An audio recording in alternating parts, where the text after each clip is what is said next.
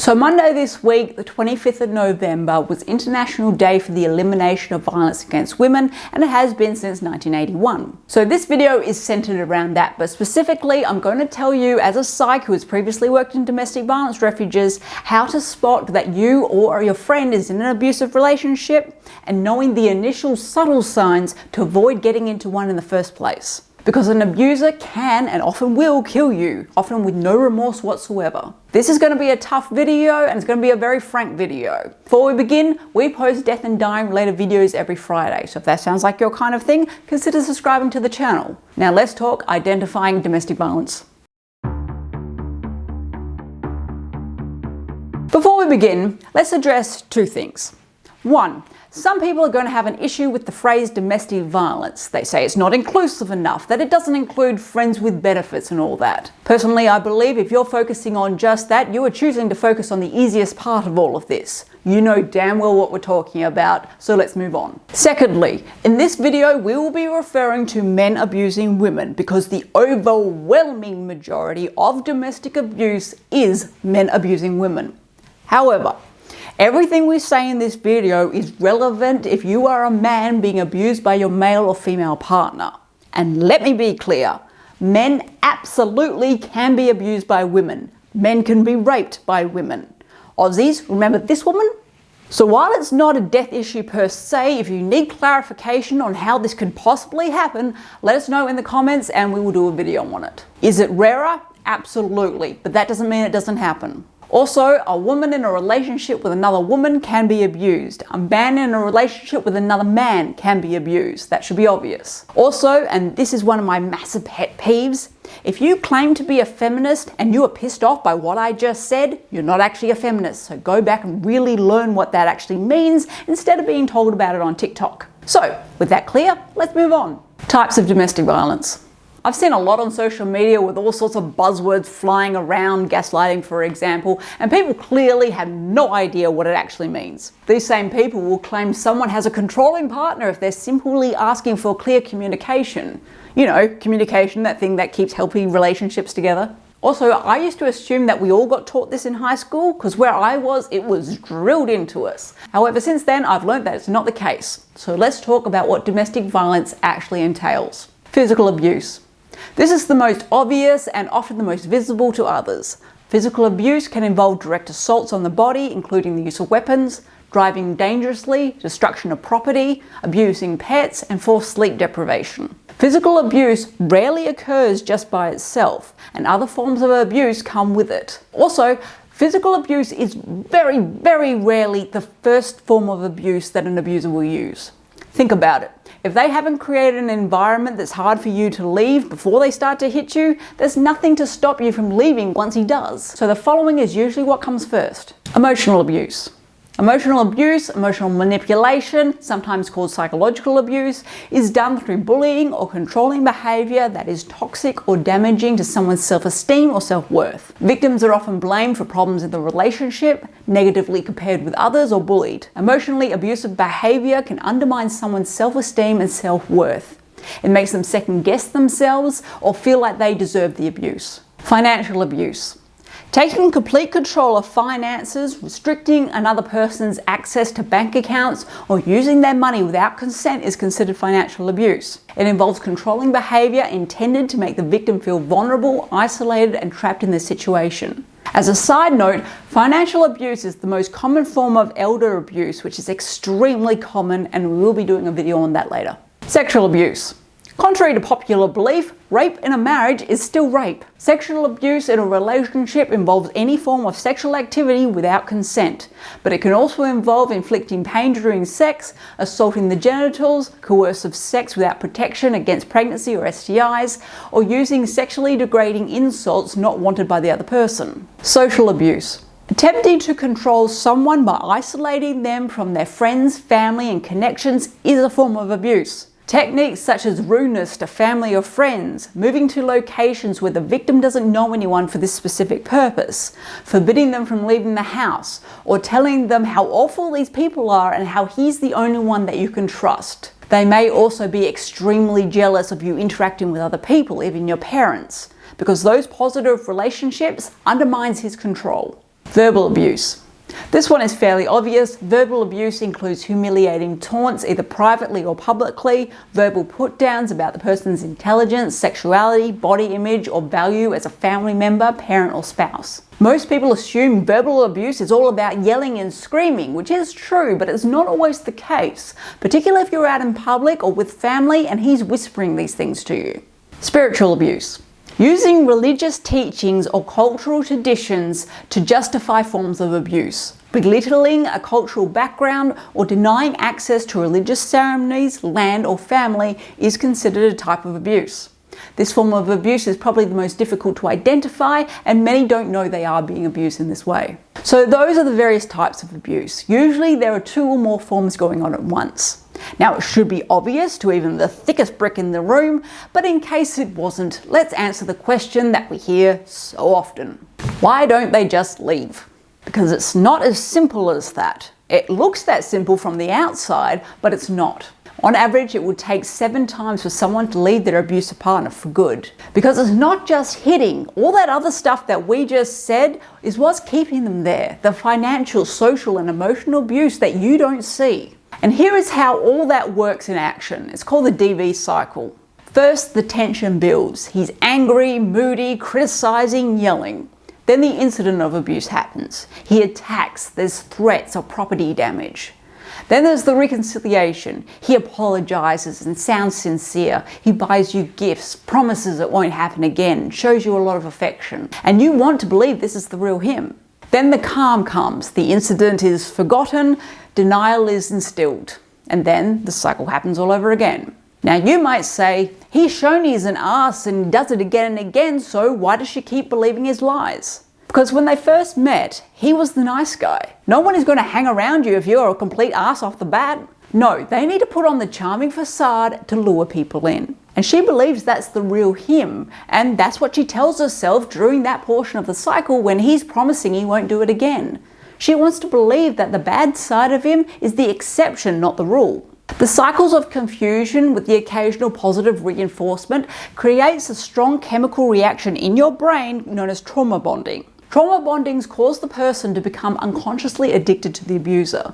The brain responds to the intense highs and lows and conditions you to crave the abuser and hold out hope that they'll become the loving person that you first met once again. Trauma bonding is one of the reasons the average victim of abuse will take 7 times to leave before leaving for good. Think of it like an addict trying to get sober. It'll probably take many attempts. So that just explains that part. Obviously, there are many more reasons that people stay in these situations. They have kids, they're financially dependent, they're socially isolated. But obviously, before all of this, there is the start of it. The initial stages where he is trying to get his hooks in and feeling out if you're going to be good prey effectively. So let's talk about that. Love bombing.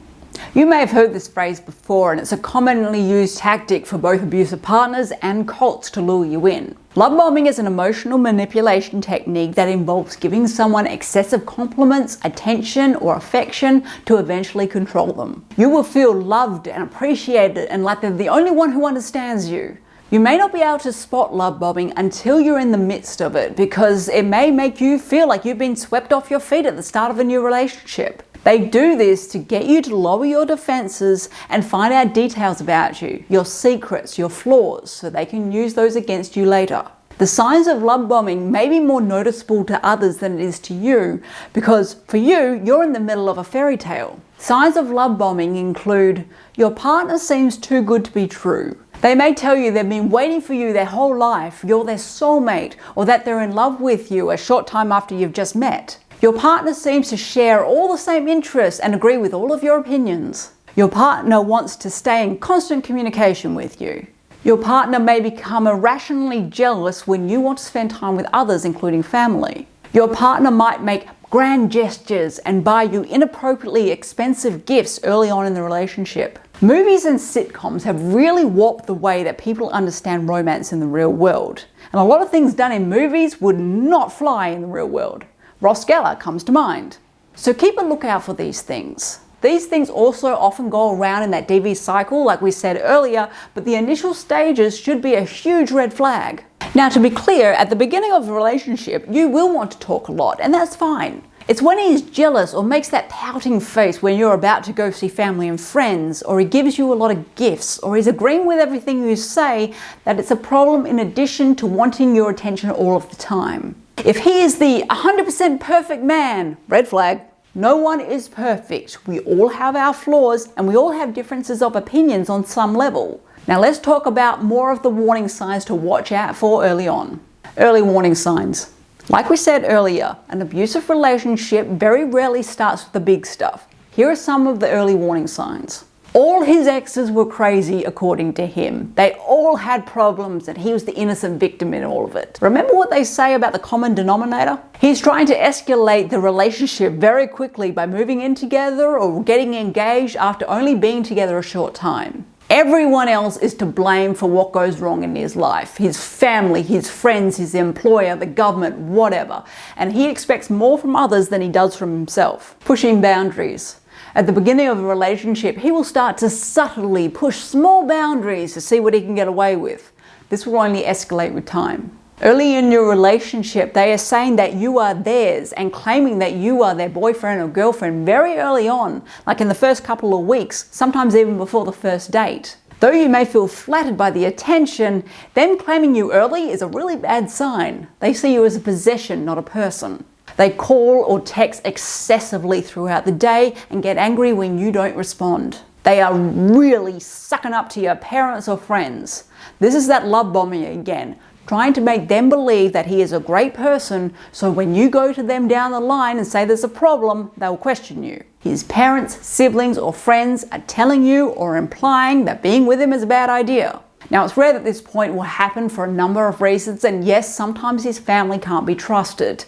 But if his mates ever say it, or his mates' girlfriends ever say it, that is a very clear sign. Other signs.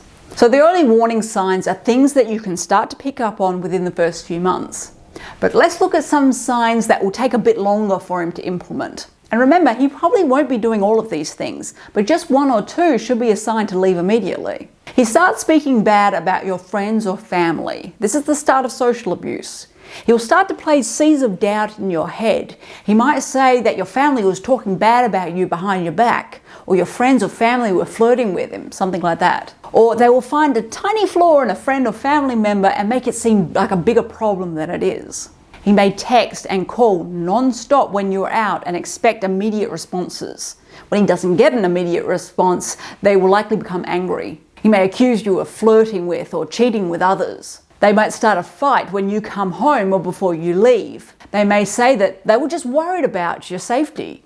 But you slowly start pulling away from friends and family to avoid conflict with him. At the beginning, he has the same values and goals as you. This is how he reels you in. But over time, that changes. Suddenly he's gone from, I love that you're independent and career driven, to subtle and outright digs about how you're always working and you should be staying at home with the kids. He's overly moody, being mean to you one moment and caring and kind the next, the Jekyll and Hyde personality. They try to pick fights and get really angry about the smallest things.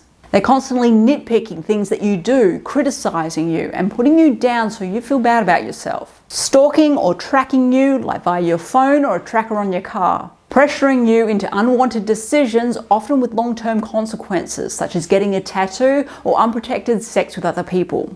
They constantly check your phone or social media to see who you've been talking with. And obviously, if they are throwing things, punching walls, yelling at you, getting in your face, being physically aggressive, or you're ever scared of them, that is a very, very obvious red flags. Okay, now we've looked at what DV is and what signs to look for. Now we're going to look at a few myths and facts that are very important to know. Hi all, thanks for sticking with this video. I know it's a tough one, but if you are learning something from this video, please show us some love and click the like and subscribe buttons, and please share it with others. It's important to get this info out there because many people don't learn about this stuff early on in life. Now let's continue with a few generalized dot points. The police.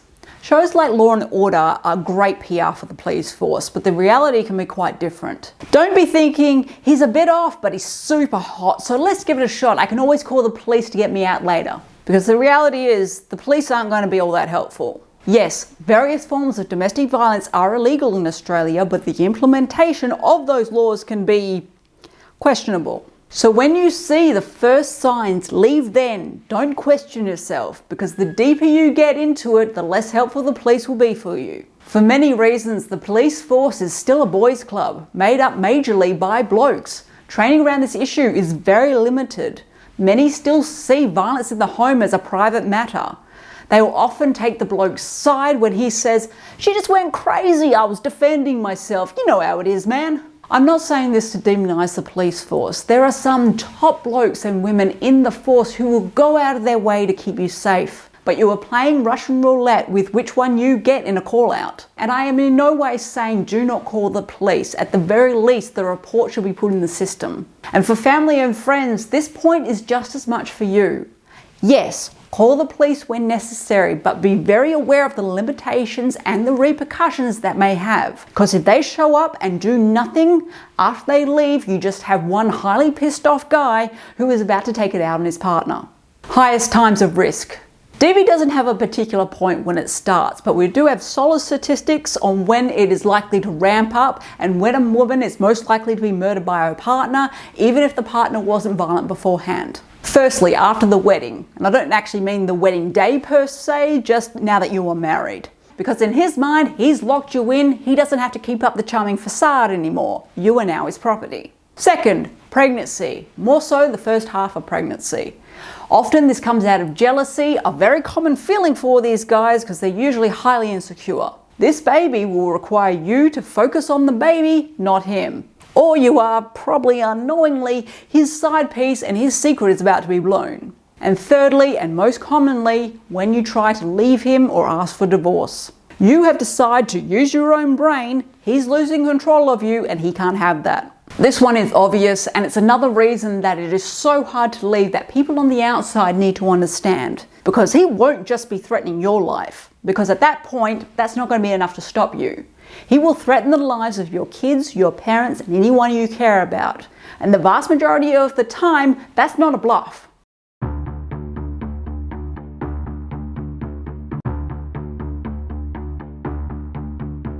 Stereotypes.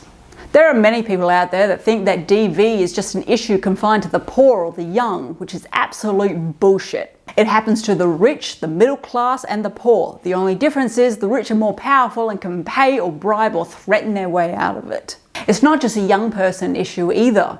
This issue is for young people, middle ages, the elderly experience it. Last month here in Australia, an 88-year-old man bashed his 85-year-old wife and has been charged with attempted murder. Last year in the UK, an 80-year-old man pleaded guilty to attacking his 77-year-old wife with a hammer before dousing her in petrol and setting her on fire. And before people jump to the comments in their defense saying they must have had Alzheimer's, they obviously weren't in their right mind, they wouldn't even have the strength to do it. Firstly, that's discriminating against the elderly. They're not all weak and frail, you know. And secondly, no, both were tested, there was nothing going on there. Both have been abusing their wives for years. Stop trying to find excuses for their behaviour. Employment personality. Someone who is employed in any job can be an abuser. Someone who is unemployed can be an abuser. But there are certain jobs that blokes can have that women in the know tend to keep away from. Now let me be clear, there is nothing wrong with these careers, and not everyone who works in them are abusing their partners. But some job types attract certain personality types that are more likely to be abusive individuals. They are drawn to the role because of the control it will give them over others, the admiration and respect that they will gain, and just how easy it will be to cover up the sinister things that they want to be doing in their private life. Police officers, emergency service workers, military, prison guards, professional sports players, pastors, the ones who build up their congregation basically to worship them. Again, most people in these professions are not abusive. Many go into the professions for the right reason, but there is still no doubt that these professions do attract the same personality types that are often abusive. And I know many people will excuse their behavior by saying, well, it is a really stressful job. One, you are completely missing the point. Two, stress is not an excuse to abuse your partner. And the fact that I even have to say that is absurd. On the flip side of that are men who work in female-dominant areas such as nursing, textile workers and customer service. These blokes also have high rates of DV by comparison to other professions, boiled down to them wanting to assert their manhood in a place that they feel they should be most respected, the home. Young women dating older men.